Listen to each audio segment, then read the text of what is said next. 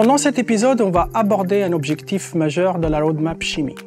Sur le moyen terme, un horizon de plus de 5 ans, notre objectif est de valider une chimie qui va nous donner en même temps tout ce qu'on aime dans la chimie NMC, ça veut dire la densité d'énergie et l'autonomie, et tout ce qu'on aime dans la chimie LFP, ça veut dire le prix et les tolérances abusives.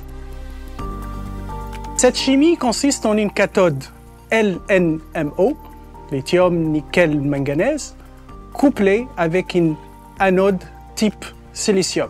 La cathode LNMO elle a la capacité de nous donner la même densité d'énergie que le NMC, nickel, manganèse, cobalt. Ceci grâce à sa capacité à stocker l'énergie à un voltage largement plus élevé que celle du NMC. Le LNMO, il a une structure cristalline très proche de celle du LFP.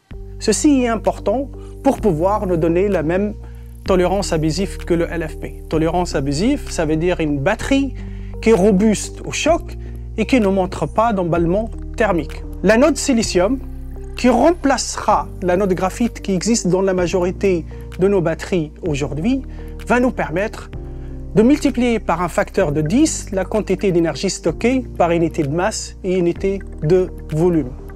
L'anode silicium a la capacité d'être chargée 4 fois plus rapidement que le graphite sans affecter la durabilité de la batterie. Le silicium, c'est le deuxième élément le plus abondant sur la planète Terre après l'oxygène. Ceci va réduire la volatilité des prix.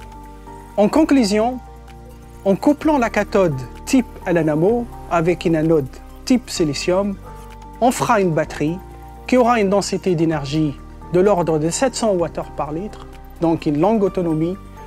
On aura une batterie qui se chargera en moins de 10 minutes, qui aura le prix du LFP et les tolérances abusives du LFP.